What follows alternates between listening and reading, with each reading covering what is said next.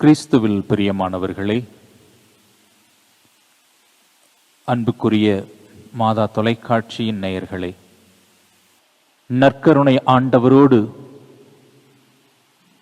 ஒரு சில மணித்துளிகள் நாம் ஜெபத்தில் இணைவதற்காக ஒன்று கூடியிருக்கிறோம். மதுரை உயர்மறை மாவட்டம், கொடைக்கானல் மறைவட்டம், பாக்கியபுரம் பங்கு புனித ஆரோக்கிய அன்னையினுடைய ஆலயத்திலிருந்து இந்த நற்கருணை ஆராதனைக்கு உங்களை அன்போடு அழைக்கின்றோம். கேட்டவர்க்கு கேட்ட வரம் தருகிற ஆரோக்கிய அன்னை அந்த வரங்களை ஆண்டவர் இயேசுவிடமிருந்து பரிந்து பேசி பெற்று தருகிறார்.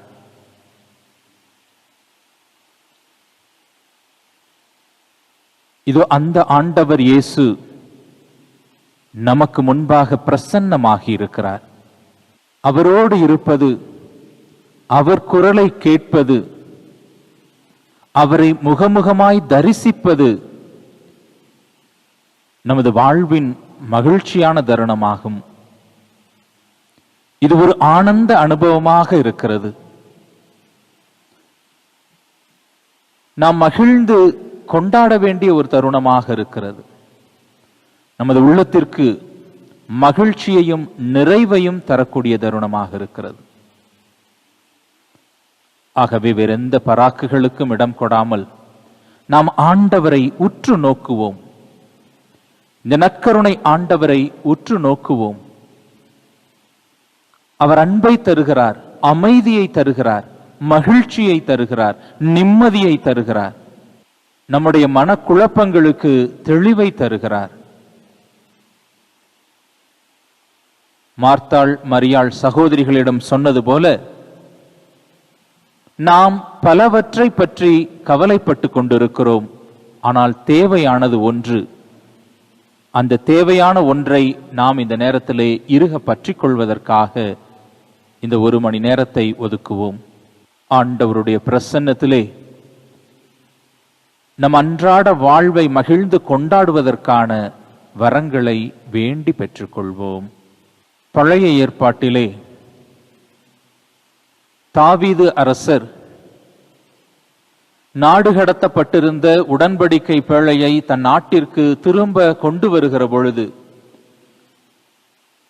இறை பிரசன்னத்தின் அடையாளமான அந்த உடன்படிக்கை பேழையின் முன்பாக மகிழ்ந்து பாடி ஆடியதாக நாம் விவிலியத்திலே வாசிக்கின்றோம். ஆண்டவருடைய பிரசன்னத்திலே இருப்பது, அவர் திரு முன்னிலையில் இருப்பது அவ்வளவு மகிழ்ச்சியான ஒரு தருணம். மரியாளின் வாழ்த்தை கேட்ட எலிசபெத்தின் வயிற்றில் உள்ள குழந்தை பேருவகையால் துள்ளியது என்று பார்க்கிறோம். ஆண்டவரை பார்க்கிற பொழுது நம் கவலைகளை மறந்து அவரை பாடி புகழ நாம் அழைக்கப்படுகிறோம். நமக்கு வேறெந்த உலக சிந்தனையும் தேவையில்லை. அவரை முகமுகமாக தரிசிக்கின்ற பொழுது அவரை வாழ்த்தி, அவரை புகழ்ந்து, அவரை ஆராதித்து, அவரை மகிமைப்படுத்தும் விதமாக நாம் பாடலை பாடுவோம். இந்த ஆராதனை பாடலோடு பாடகர் குழுவோடு இணைந்து நாம் ஆண்டவரை மகிழ்ந்து புகழ்ந்து ஆராதித்து பாடுவோம்.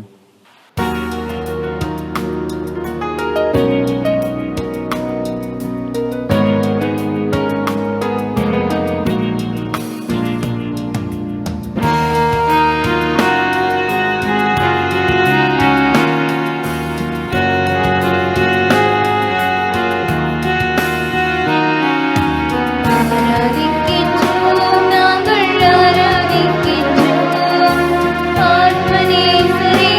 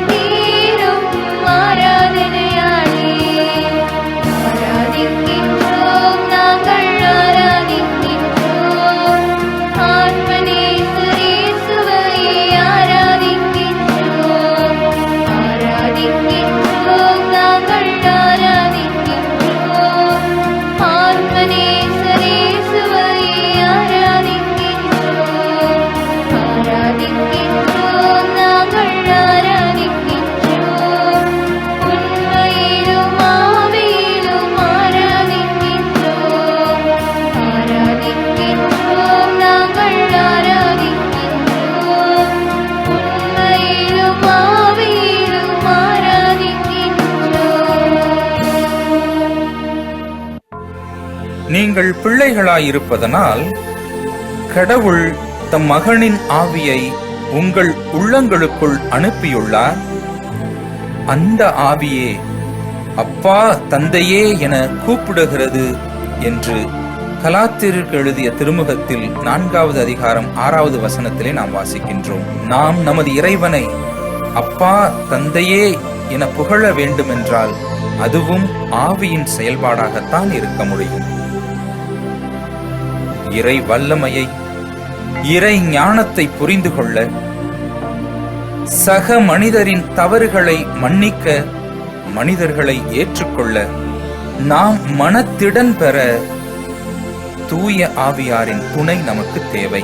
படைப்பின் தொடக்கத்தில் நீர்த்திரளின் மேல் அசைவாடிக் கொண்டிருந்த அதே ஆவியானவர் ஒன்றுமில்லாமையிலிருந்து புதியவற்றை படைக்கும் ஆற்றல் பெற்ற ஆவியானவர், அனைத்தையும் புதியதாய் புதுப்பிக்கக்கூடிய வல்லமை பெற்ற ஆவியானவர், அக்கினி பிழம்பாய் திருத்தூதர்களின் மீது இறங்கி அவர்களை நற்செய்தி பணியாளர்களாக மாற்றிய ஆவியானவர் நமக்கும் துணையாக வர வேண்டுமென தூய ஆவியே துணையாக வருவீர் என பாடுவோம்.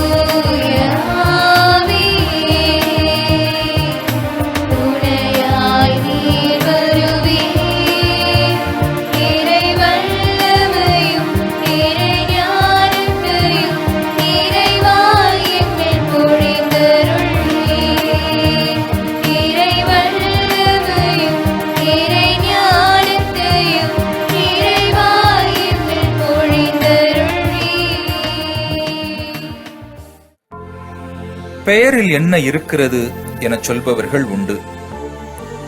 ஆனால் உண்மையில் சில பெயர்கள் வரலாறு படைப்பவையாக இருக்கின்றன.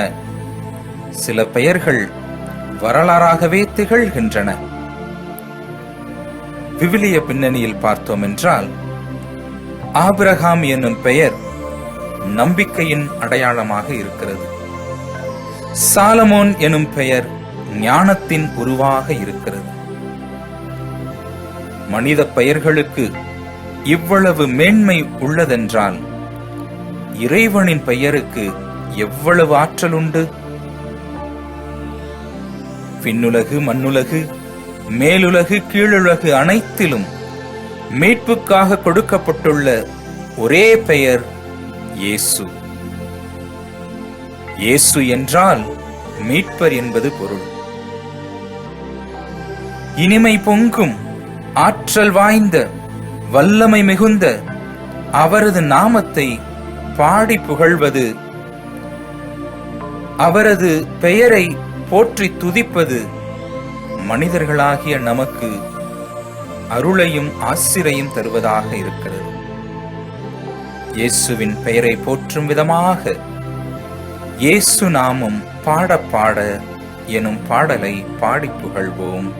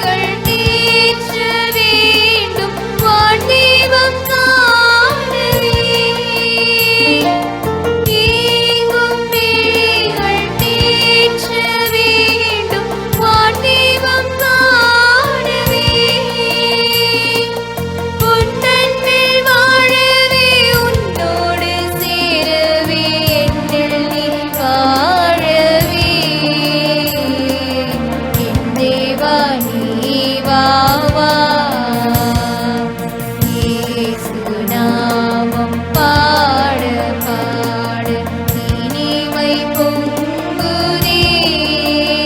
அவர் இல்லம் வாழ எந்த நிதயம் ஏங்கி தவிக்குதே,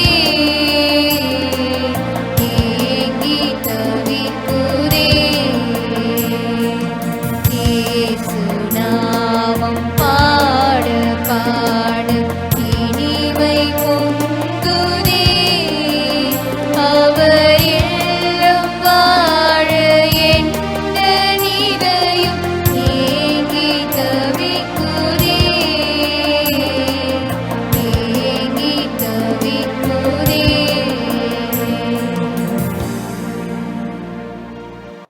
வார்த்தையான இறைவன் உங்கள் அனைவரோடும் இருப்பாராக.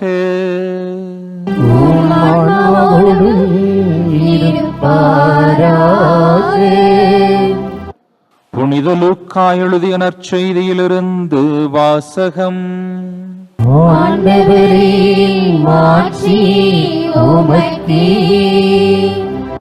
லூக்கா நற்செய்தி 5ஆம் அதிகாரம் 33 இறை வார்த்தைகள்.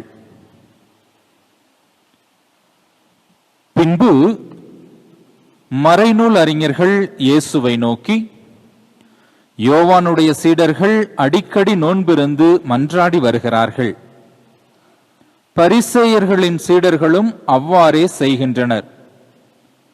உம்முடைய சீடரோ உண்பதும் குடிப்பதுமாக இருக்கின்றனரே என்றார்கள். இயேசு அவர்களை நோக்கி, மணமகன் மணவிருந்தினர்களோடு இருக்கும் வரை அவர்களை நோன்பிருக்கச் செய்யலாமா? ஆனால் மணமகன் அவர்களை விட்டு பிரிய வேண்டிய காலம் வரும், அப்போது அவர்களும் நோன்பிருப்பார்கள் என்றார். அவர் அவர்களுக்கு ஓர் உவமையையும் கூறினார். எவரும் புதிய ஆடையிலிருந்து ஒரு துண்டை கிழித்து அதை பழைய ஆடையோடு ஒட்டு போடுவதில்லை. அவ்வாறு ஒட்டு போட்டால் புதிய ஆடையும் கிழியும், புதிய துண்டும் பழையதோடு பொருந்தாது. அதுபோல பழைய தோற்பைகளில் எவரும் புதிய திராட்சை மதுவை ஊற்றி வைப்பதில்லை. ஊற்றி வைத்தால் புதிய மது தோற்பைகளை வெடிக்கச் செய்யும், மதுவும் சிந்திப்போகும், தோற்பைகளும் பாழாகும். புதிய மதுவை புதிய தோற்பைகளில்தான் ஊற்றி வைக்க வேண்டும்.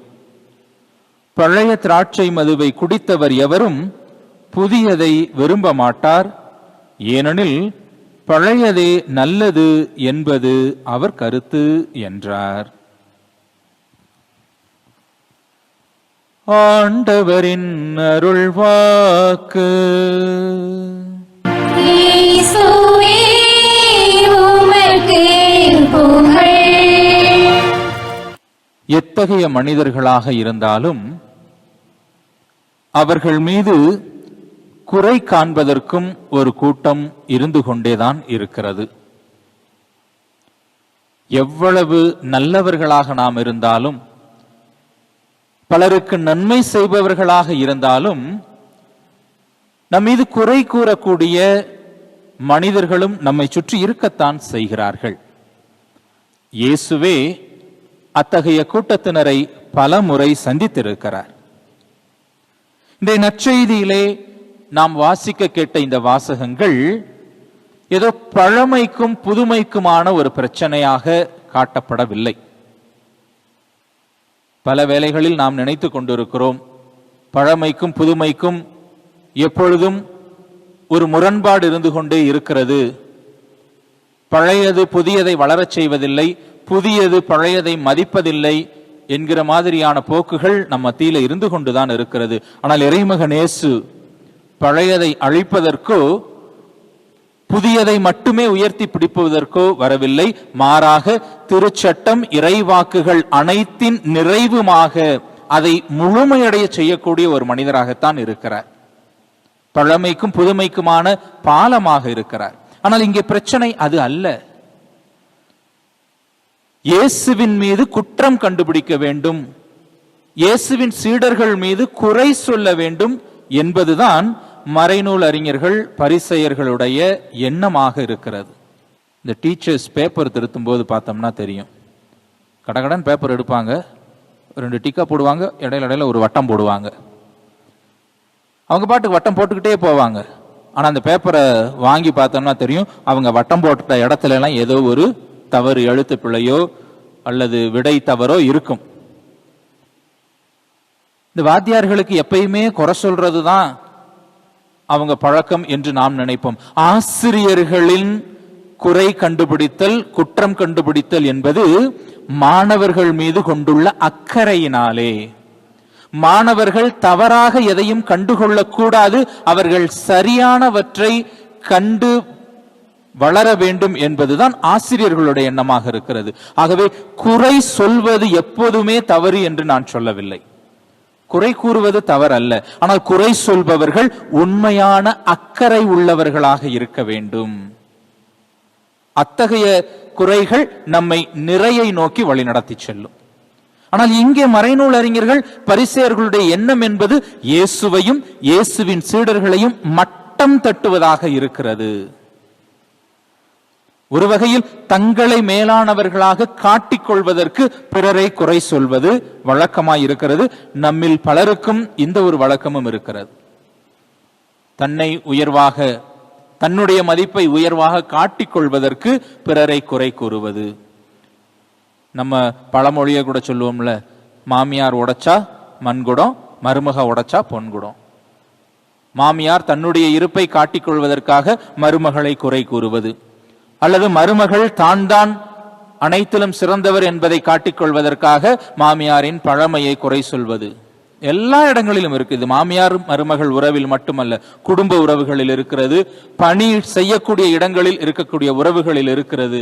குற்றம் சாட்டக்கூடியது, தன்னை உயர்த்தி பிறரை தாழ்த்துவதற்காக குறை கண்டுபிடிக்கக்கூடிய வழக்கம், அது நமக்கு குறிப்பாக கிறிஸ்தவர்களுக்கு இருக்கக்கூடாத ஒரு பழக்கமாக இருக்கிறது. குறை சொல்வதாக இருந்தால் அக்கறையுடையவர்கள், பிறருடைய வளர்ச்சியில் அக்கறை உடையவர்கள் குறை கூறட்டும். அப்படி குறை சொல்லணும்னா நம்ம போய் இன்னொருத்தர் சொல்ல மாட்டோம், நேரடியாக அவர்களை அழைத்து நீங்கள் அருமையா செஞ்சிருக்கிறீங்க, ஆனால் ஒரே ஒரு விஷயம், இதை மட்டும் கரெக்ட் பண்ணிட்டீங்கன்னா போதும், எல்லாம் நல்லதாக நடக்கும் என்று சொல்லுவோம். நாம் எப்படிப்பட்டவர்கள்? அந்த மறைநூல் அறிஞர் பரிசேயரின் மனநிலையை கொண்டிருக்கிறோமா, அல்லது அக்கறையுள்ள மனநிலைகளோடு பிறரின் குறைகளை பார்க்கிறோமா? இயேசு இத்தகைய குறைகளை சந்திக்கின்ற பொழுது அவர் கோபப்படவில்லை, புரிந்து கொள்ளுகிறார். இவர்களுடைய எண்ணம் என்ன என்பதை அவர் புரிந்து கொள்ளுகிறார். ஆகவே அவர்களுக்கு உரிய விதத்திலே அவர்களுக்கான பதிலையும் சொல்லுகிறார். இங்கு இரண்டாவதாக நாம் புரிந்து கொள்ளக்கூடிய ஒரு செய்தி, நாம் நோன்பு இருக்க வேண்டுமா அல்லது உண்டு மகிழ்ந்திருக்க வேண்டுமா என்கிற ஒரு கேள்வி. இயேசுவிடம் மறைநூல் அறிஞர்கள் வைத்த கேள்வி.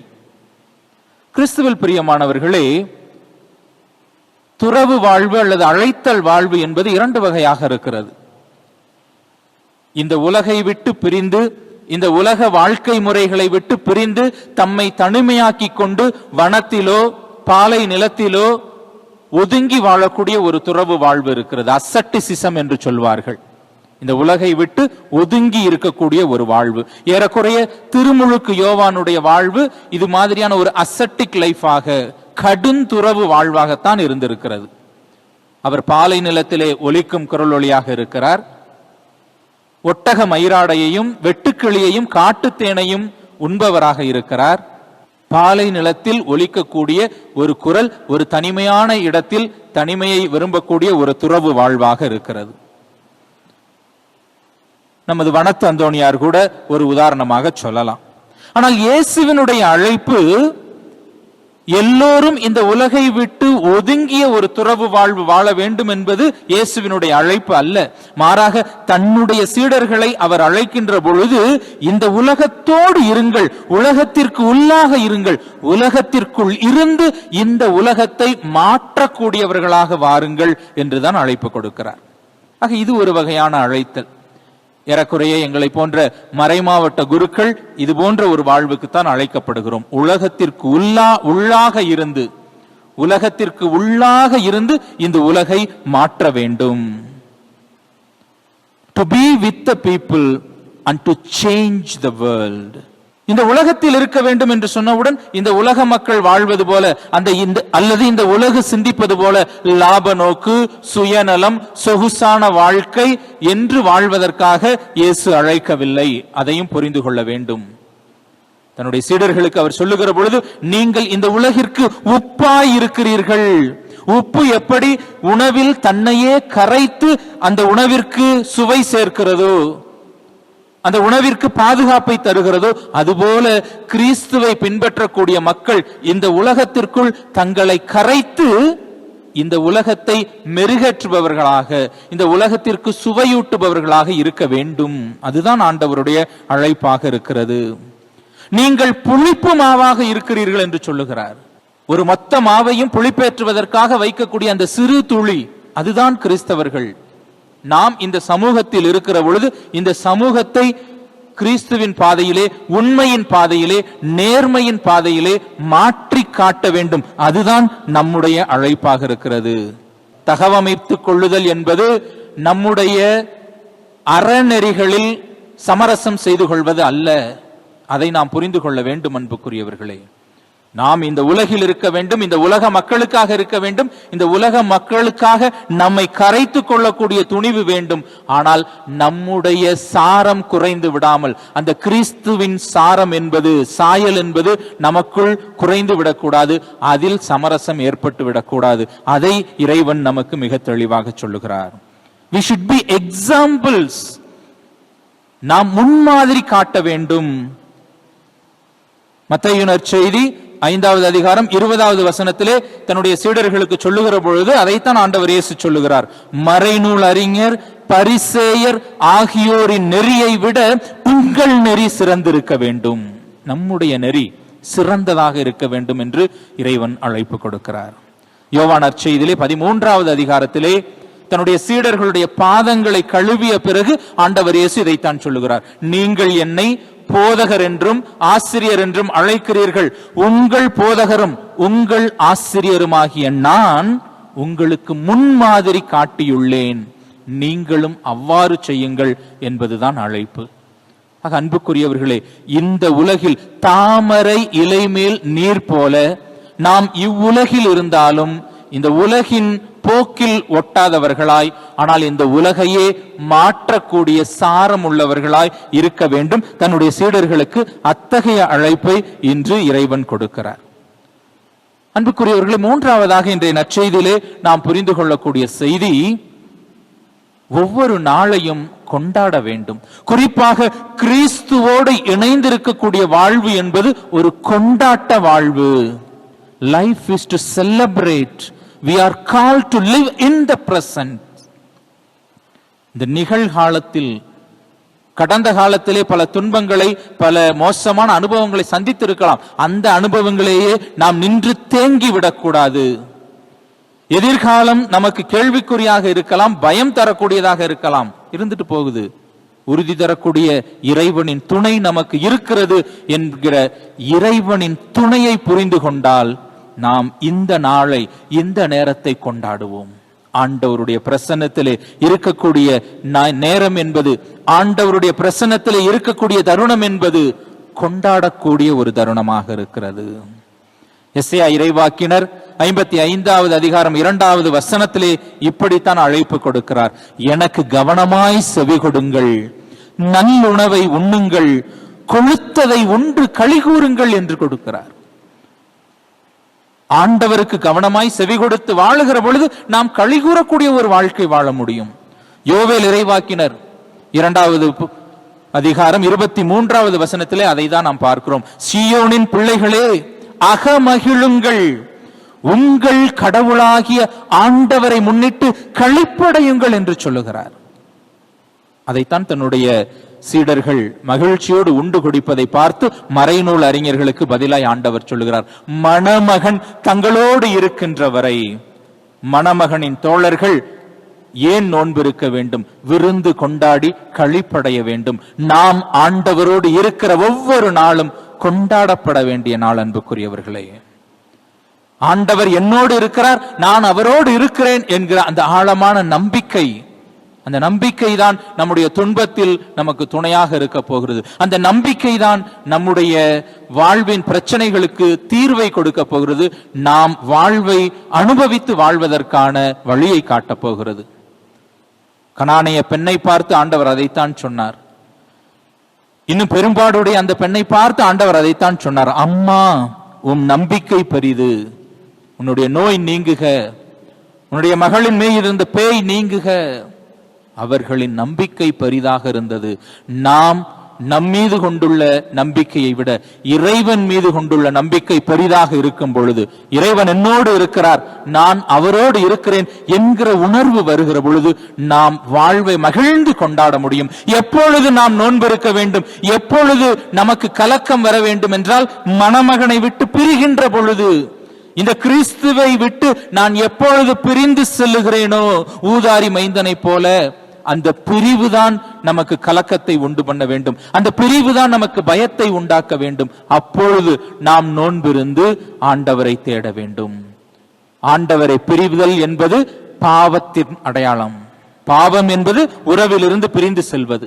அது இறைவனோடு உறவாக இருக்கட்டும், சக மனிதர்களோடு உறவாக இருக்கட்டும், உறவை பிரிந்து செல்வதுதான் பாவம். பிரிந்து செல்லுகிற பொழுது அதற்கான நோன்பிருந்து, அதற்கான தவ முயற்சிகள் இருந்து, அதற்கான மன்னிப்பை பெற்று மீண்டும் இறைவனோடு சேர வேண்டும். அதற்கான ஒரு காலம் வரும். எப்பொழுது நாம் பிரிவை உணர்கிறோமோ, நம்மை பிரித்து கொள்ளுகிறோமோ, அப்பொழுது நாம் நோன்பிருக்க வேண்டும். மற்றபடி எல்லா நாட்களிலும் இறைவனுடைய நாள், அதை நாம் கொண்டாட அழைக்கப்பட்டிருக்கிறோம். அத்தகைய உண்மையை இந்த நாளிலே நாம் புரிந்து கொள்வோம். அதைத்தான் ரோமையருக்கு எழுதிய திருமுகத்திலே 8வது அதிகாரம் 35வது வசனத்திலே திருத்தூதர்கள் அழகாக சொல்லுகிறார்கள். கிறிஸ்துவின் அன்பிலிருந்து நம்மை பிரிக்கக்கூடியது எது? வேதனையா, நெருக்கடியா, இன்னலா, பட்டினியா, ஆடையின்மையா, இடரா, சாவா? எதுதான் நம்மை பிரிக்க முடியும்? இந்த உலகத்தின் பிரச்சனைகள் எதுவும் கிறிஸ்துவிடமிருந்து நம்மை பிரிக்க முடியாது. ஆனால் உறவிலிருந்தும் கிறிஸ்துவிலிருந்தும் பிரியக்கூடிய ஒரு நிலை என்பது பாவ நிலை. அதை குறித்து நாம் எச்சரிக்கையாக இருக்க வேண்டும். யோனா இறைவாக்கினர் நினிவே மக்களுக்கு அத்தகைய இறைவாக்கைத்தான் சொன்னார். நீங்கள் ஆண்டவரை விட்டு வெகு தொலைவில் இருக்கிறீர்கள், அப்பொழுது சாக்கு உடை அணிந்து சாம்பல் பூசி ஆண்டவரை தேடுங்கள் என்று சொன்னார். ஆக ஆண்டவரோடு இணைந்திருக்கிறவரை இந்த வாழ்க்கை கொண்டாடப்பட வேண்டிய வாழ்க்கை. கொண்டாடப்பட வேண்டிய வாழ்க்கையில் ஒருவர் மற்றவர் மீது அக்கறை கொண்டு வாழ்வோம். அந்த அக்கறை நமக்கு இந்த உலகத்தில் இருந்தாலும் உலக மக்கள் அனைவரோடும் நல் உறவை தரும், நல் வாழ்வை தரும். வாழ்வு ஒவ்வொரு நாளும் கொண்டாட்டமாக இருக்கும். நாமும் கிறிஸ்துவோடு இணைந்தவர்களாய், சக மனிதர்கள் மீது அக்கறை கொண்டவர்களாய் வாழ்வதற்கான வரங்களை தொடர்ந்து நற்கருணை ஆண்டவரிடத்திலே வேண்டி பெறுவோம். சோதோம் கொமோராவை அழிக்க திட்டமிட்ட இறைவன் ஆபிரகாமின் தொடர் வேண்டுதலால் லோத்து குடும்பத்தை மட்டும் காப்பாற்ற மனமு வந்தார். ஆனால் அவர்களுக்கு ஒரு கட்டளை கொடுத்தார். நகரை விட்டு வெளியேறும் போது திரும்பி பார்க்க கூடாது. ஆனால் அந்தோ லோத்தின் மனைவி திரும்பி பார்த்தார், கற்சிலையானார்.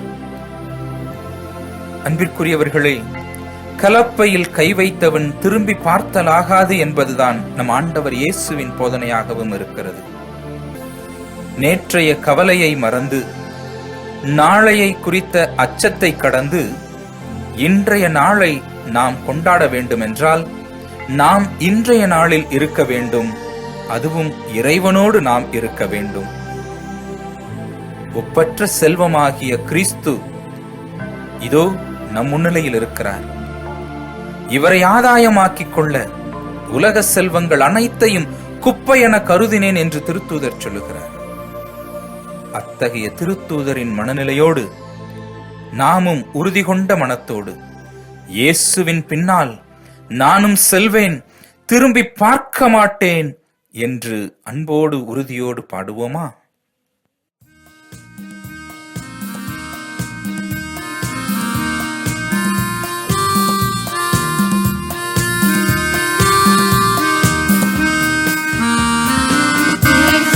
பின்னால் நானும் செல்வேன், திரும்பி பார்க்க மாட்டேன்.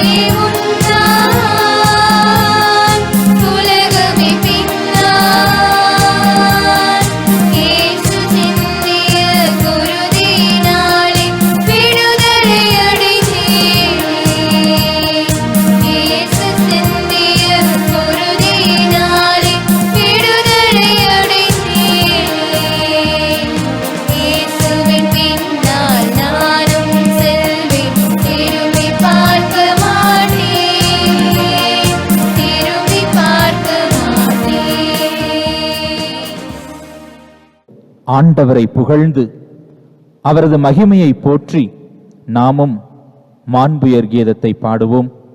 அனைவரும் முழந்தாள் படியிட்டு மாண்புயர் கீதத்தை இசைப்போம்.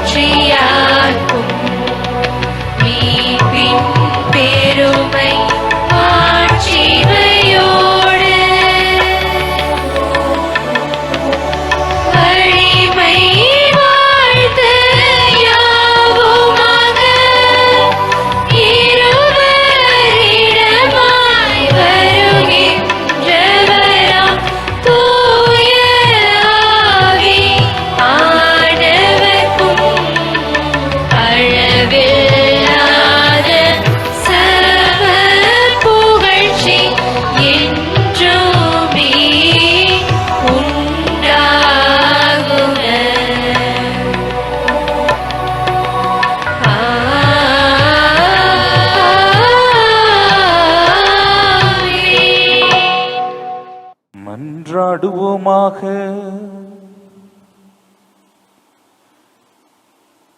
இறைவா, இந்த வியப்புக்குரிய அருளடையாளத்திலே